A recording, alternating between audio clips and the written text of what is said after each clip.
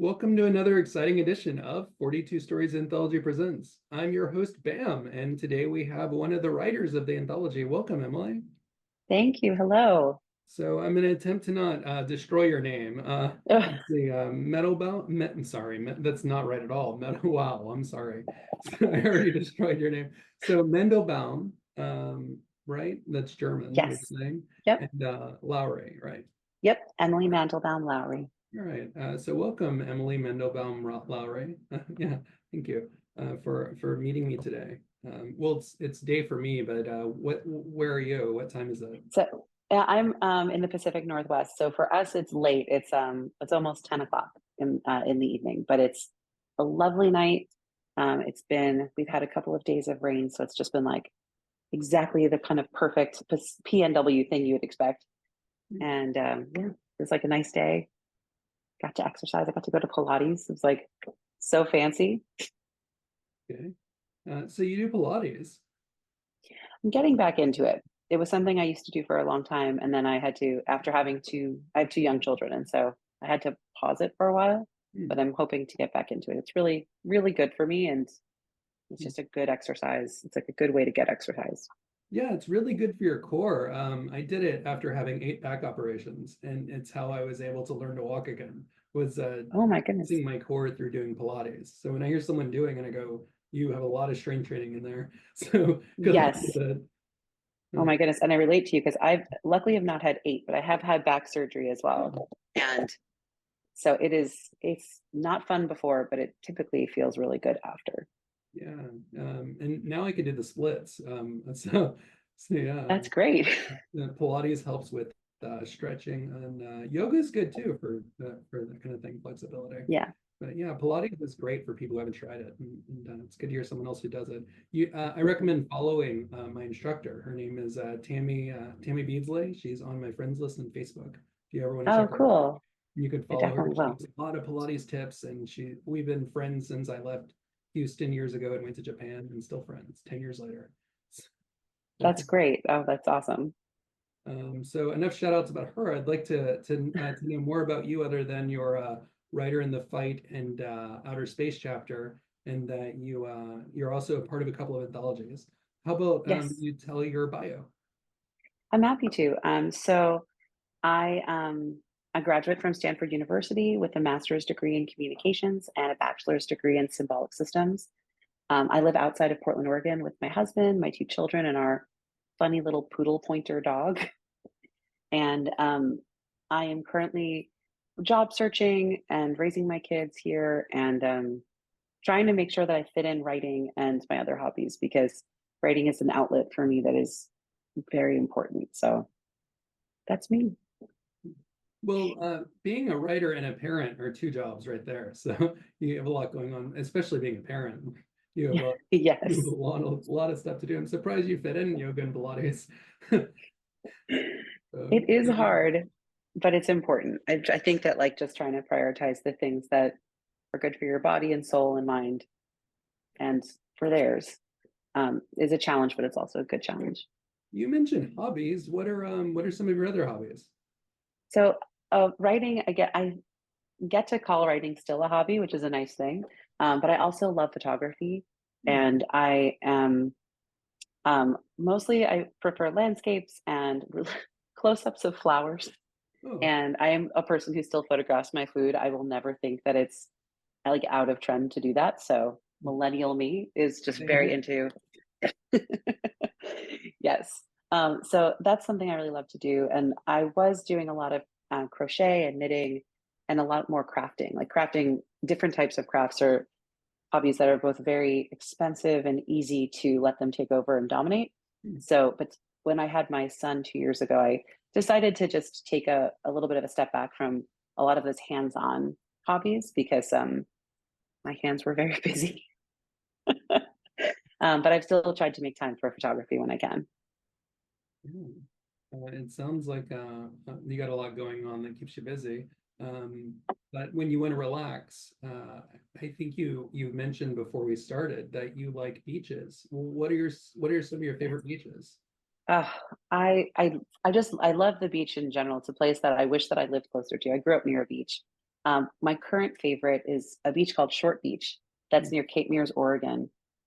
It's also, I think, known as Beach 17. It has some like kind of difficult to find name, but it has this long, steep set of like rickety stairs that opens up into this tiny stretch of beach with a haystack rock. That's not Cannon Beach. It has its own little haystack and a little waterfall. Um, and it's gorgeous. And it's Short Beach named aptly because there are times where the beach goes away, like the ocean takes over the beach and just gives it back another day. Um, and it's really beautiful. There's a lot of it has steep cliffs and there's houses along the top. Um, and it is a place that you can't, if it's especially again, if it's king tides or high tides, you can't go to it. But I think that that's part of its magic is that it's a very inspirational place. It's very quiet. It's very isolated while still being accessible, which is a nice thing. So yeah, it's one I would definitely say if people are in the neighborhood, try to take a step away over there rather than going to, I think, the more well-known areas along the Oregon coast. Will do. I think I'll put that on my list. It sounds wonderful. Really relaxing too. Yeah. Didn't know about that beach at all. So Beach 17. Okay. You've been seeing I mean you've probably seen me taking sips of my tea here. Yes. So I want to throw another icebreaker question out for you. What do you like, tea or coffee? I have loved tea. One of the things I love to say is like, if I really want to relax, I get a tea that sort of smells better than it tastes. Hmm. And I curl up somewhere on my back deck, or one of my favorite places to write actually with tea was it used to be at the LA County Museum of Art. There's a beautiful balcony that overlooks their cafe, and you can grab a cookie and a beautiful latte or a beautiful chai tea. They can also kind of put together an espresso in that in that chai tea and sit and write there. And it's a very inspirational place. I love places that kind of combine art and people and food and culture just kind of all together. So tea is definitely my preference, but I also have just as like very special place in my heart for a good cup of espresso or an espresso macchiato because it reminds me of my time in Germany and having morning coffee in a cafe or on the way to work was always just such a fun thing to do. So it was I've been I think grappling with whether I prefer which one I prefer. I think it depends on the day. Yeah, it could depend on moods for some people. You said Germany. Where were you in Germany? Lived and worked in Berlin, Oh, so I was there for 2 years. I got to work at Nickelodeon for 2 years over there, which was so fun. And life brought me back to the United States, and I think it was ultimately, absolutely the right time and place for me to go back. But the time there is probably one of like my fondest memories so far in my life. oh, Nickelodeon. It makes me think of Nick at Night and all those cartoons on Saturdays. Right? And you just see Yes. Nick at Night and the goo, right? Oh yeah, absolutely. It's It great. was fun to. I worked across a couple of different markets and countries, and so it was fun to see how everybody had taken on the shows and the brand and how every country kind of personalized it for themselves was fun. You've had some cool jobs, Emily. I got to talk to you about promoting this book when it comes out in November. Oh, definitely. You know That'd be your my stuff. pleasure. Awesome. So I want to talk to you about books before we get into your Mm. picks. A lot of authors are inspired by different books. For me, I'm inspired by just random things. Recently, self-help. Since I met my fiance, she loves them, so she recommends things like The Secret, Oh, um, yes. The Seven Habits of Highly Effective People, and Hmm. all those kinds of things. So that's sort of what I've been reading lately. How about you? What have you been reading recently? I love fiction. I love fiction. But I also, it's funny, for all of the ways I love fiction, it's because I love the way that stories are told, typically through fiction writing. And yet, my favorite book I've recently read is from Cassia St. Clair. It's called The Secret Lives of Color. Oh yeah, that's a And good book. oh my gosh, it's amazing. And it's like looking at colors through the lens of history and then history through the production of that color.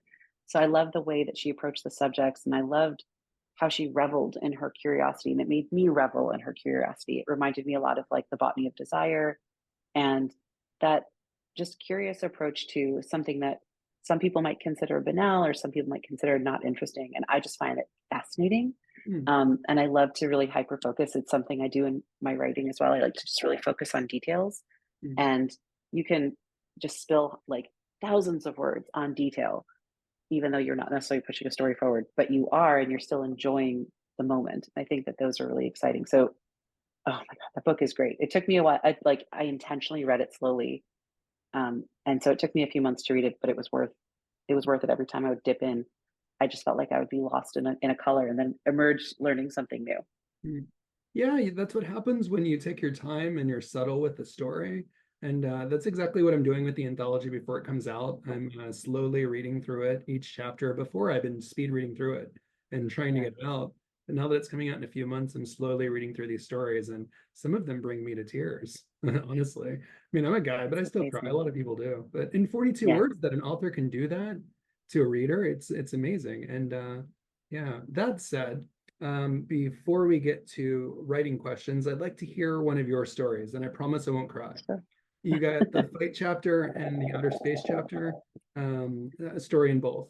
How about you Yeah. get lead with one of them, and we could be surprised to hear the other when the book comes out. We'll read the other. Yes. We're going to hear the other Sounds, audiobook for when that of comes course. out. Yeah. I'm happy to read. I'll take a stab at the outer space story that I Awesome. have. What's the title of Um, that? the title is The Sky is Filled with Stars That Remember. And the story goes, when I was in flight school, the subject of stars having souls came up only once, and Tom, that mean bastard of a flight instructor, laughed the young woman out of the room. I wish now he knew how wrong he was. Yeah, and that goes with what you were saying about subtlety right there, and kind of gradualness, and it shines and shows in your writing as well. Um, Thank so you. yeah, when I read that originally, I was like, this is in the book, it's great, and it fits that category, and you have to really think about it to get it, and that's Yeah. what's great about it is that you're going to still be thinking about this story after reading it, and it's going to stay with you. And that's what makes great writing. Yeah, at least I think it's a key component. I I love that. And thank you. And I agree too. And I something that I think I always strive for with how I'm writing is there's so many ways that you get to be intentional with people through communicating. Mm. And so I try to use that intent as often as possible. Okay, so let's get into kind of the longer questions. It's just going to be two of Yeah. them, so I won't keep you here for all the time. For 42 years. What inspires you as a writer? It's funny because I feel like I'm intrinsically driven to write. It's just I love again like writing those moments in time, finding sometimes I find it difficult to like authentically push a narrative forward because I'm just so interested in the thing that you get to do in writing is it's the same thing you get to do in photography, which is take a moment and sit in it and look around and pause.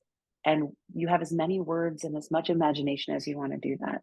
And so I think that it really writing speaks to my being able to convey that to other people because there are so many ways in my life. I'm a fast thinker, I'm a fast talker, I'm a fast walker. But in writing, it's a time where I get to just relish a little bit and take those moments and be mindful, be present. And um, it can be challenging. Like I find I'm very uncomfortable sometimes putting my work out, especially work that I love, out for judgment. It's hard to get rejections occasionally. But what really keeps me going is like, I feel like there are some stories that just need to be told, whether or not they're read by a ton of people or just by me. Um, I want to I feel honored that I could be a vehicle for the story and I could be a vehicle for the words that come through. And so that's, I think, why, even though I'll put it away for a while and come back to it, like writing is a well that I tend to come to a lot, especially as a creative outlet and a way to not necessarily express my feelings, but like let my mind play and let my mind wander around to the places that imagination takes it.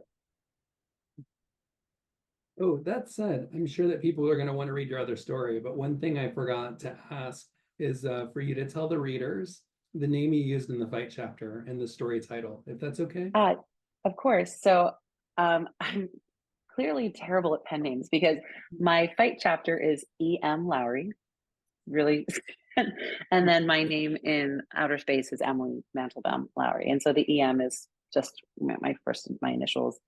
And I thought that the reason I chose that order a little bit is that for the fight story, um, it is a little bit more neutral, and like I think it's more gender neutral. And so I didn't want to inject that part. Like I wanted it to stay neutral as someone read. Although like if you're watching this in advance, like spoiler alert. But I did like the idea that a story can be told and then you kind of you learn more from the writer, because an author is so much a part of a story, but also can veil themselves, I think. And so I wanted to veil myself for that particular story in that chapter. Yeah, it's definitely worth the read. But I just wanted to make sure that people also knew about how to find it. So thank you for Yes. that detail. What, by the way, are your other writing goals? You have these, and you're in a lot of anthologies. What else are your goals? So, I mean, I think that a long-term dream, and it's been a dream for a long time, is to like actually work up and write a novel length story. Something like the longest I've gotten is novella length. I want it to be long enough to navigate the complex water. Like I'd love it. I'd like to love it enough that I'm willing to like try to get it published, and ultimately have a published book that like the book is the stand up is me, and that I could get someone maybe I know to find it and love it, and then realize it was written by me instead of me being like, "Hey, I bought you a copy of my book," which is something that I think most times my friends and family will just get copies of my book sent to them because I want them to have it. I don't want them to have to spend money for it. But I think like a true goal would be that someone actually spent money and then was like, oh, wait a minute, I know her. Yes, I do. And but still like it, like it without having to be like, well, I like it because I like you. I want them to like it based on the work. Well, they should also like the work. You're a great writer. With that said, you have like one of your anthologies I know of is Once Upon a Time. That if people Google your name, they can find that and it comes up. What's the other Yeah. one? The other one, so I've gotten the privilege of being published in a zine called They Call Us. And so it's a feminist magazine, and they've done a couple of different issues that are around different themes. So one of the themes that I was in was called They Call Us Bossy. And it's all about the poem that I wrote for that is called Overall Girls. And I really like it because it's a coming of age. It's a poem about coming of age as a girl who was not who wore overalls, and everything that kind of comes into that. Um, they have a tremendous number of like really beautiful themes that really span a lot of different topics, and um, I really enjoyed both working with them and seeing that particular work come through. Once Upon a Time was, I think, a real treat because I was writing, it's an anthology of fairy tales. And the fairy tale that I wrote is both like very staid in an old fashioned style Germanic fairy tale, but on the other hand is also a little bit modern, a little bit sassy. And I just really enjoyed writing through the lens of an elderly woman who meets the devil and or a demon, and like how that may go. And it's about hospitality and age and humanity, I think, in a way that is hard to articulate in fairy tales because they are in of the time that they are. Like the work that they do, I think, was to try to be moralistic, and my fairy tale is not moralistic. It's fun. I think it's a much like it kind of plays with some of those tropes, but it tries to be a little bit subversive about it. Well, that could actually benefit you because a lot of people are starting to say this, and I'm seeing it from more and more people. They're saying, "Stop giving me a message, just tell me a story." Yeah. And if you're doing exactly that, then you're writing to the reader and you're finding your target audience, and they're out there waiting. So yeah, Yeah. keep that up. Thank you. So before I let you go, is it okay if I surprise you with showing something I made recently, which is merchandise for the anthology that's coming up? I love that. Oh, cool. Thanks. All right. So it's just going to be a moment. I know that some YouTubers, I'm not a YouTuber. I'm just I'm putting people's writing out there, but I'll call myself a YouTuber for this. They throw out their merch and it's just random. And in some of the interviews, I'm going to probably be that way. But I thought, hey, I'm going to try this natural kind of approach. And so yeah, what the merchandise does is it's going to help me pay the editors and the artists and others involved who I can pay money because everything comes out of me. So yeah, I want to get your reaction. Let's Okay. hopefully this is open right.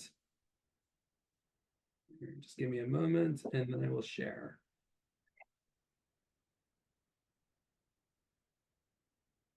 Here we go. So here's the merch store. It's under BAMwrites.